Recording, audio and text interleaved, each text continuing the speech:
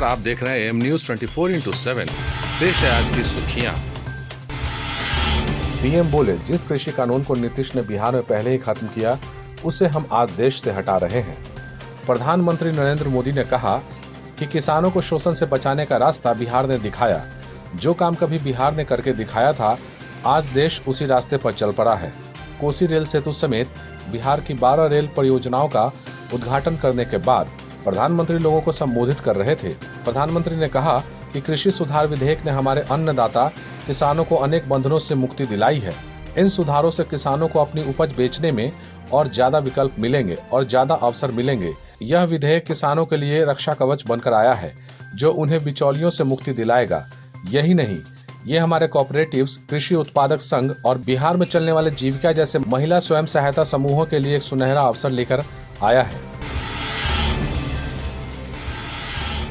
राजद नेतृत्व ने कांग्रेस को स्पष्ट किया, सहयोगी बढ़ाएंगे तो त्याग करने पड़ेंगे। विधानसभा चुनाव में बिहार महागठबंधन में कांग्रेस की भागीदारी 50 सीटों से ज्यादा बढ़ाए जाने की उम्मीद घट रही है। राजद नेतृत्व ने कांग्रेस आलाकमान को स्पष्ट किया है कि जितने सहयोगी बढ़ाएंगे उतने ही त्याग करने पड़ेंगे। रालोसपा और तीनों वाम दलों ने 50-50 सीटों से ऊपर की डिमांड कर दी है। वहीं वीआईपी ने भी 20 से ऊपर सीट मांगी है। झामुमो ने भी 8 सीटों की मांग की है। सहयोगियों की इन डिमांड को मानी जाए तो पिछली बार जितनी सीट पर राजद और कांग्रेस लड़े थे, उतनी सीटें भी उन्हें नहीं मिल पाएंगी। हालांकि कांग्रेस और राजद ने सहयोगियों की अधिकतम सीटें लगभग तय कर दी है। राजद और कांग्रेस नेताओं पर भरोसा करे तो रालोसपा 18-20, लेफ्ट तीनों दल 20-22, वीआईपी 8 से 10 और झामुमो को अधिकतम 3 से 5 सीटें ही दी जा सकती है। राजद 130 से 140 और कांग्रेस 41 से 50 के बीच सीटों पर ही लड़ पाएंगे। बिहार में कोरोना से 1.5 लाख लोगों ने जीती जंग। शनिवार को राज्य में 1666 नए संक्रमित मिले हैं। राज्य सरकार द्वारा जारी आंकड़ों के आधार पर बिहार में कुल संक्रमितों की संख्या 1,66,987 हो गई है, जिसमें अब सिर्फ 13,169 मरीज ही एक्टिव हैं, जबकि स्वस्थ होने वाले लोगों की संख्या भी बढ़कर 1,52,956 हो गई है। राज्य की रिकवरी दर भी 91.55% हो गई है। सतर्क रहें, स्वस्थ रहें। कैबिनेट के दनादन फैसले, बनेगा कारगिल चौक से अशोक राजपथ पर एलिवेटेड रोड। हमेशा जाम से जूझने वाली सड़क अशोक राजपथ में कारगिल चौक से एलिवेटेड रोड बनाए जाने का रास्ता साफ हो गया है। कैबिनेट ने इसके लिए 422 करोड़ रुपए मंजूर किए हैं। कैबिनेट ने पटना उच्च न्यायालय में 28, राजकीय दंत महाविद्यालय नालंदा में 322, पटना दंत महाविद्यालय में 215, नर्सिंग कॉलेज के 812 सहित 1429 पदों की स्वीकृति दे दी है।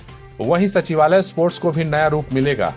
रसोइया से लेकर तालीमी मरकज, किसान सलाहकार और विकास मित्र का मानदेय बढ़ा।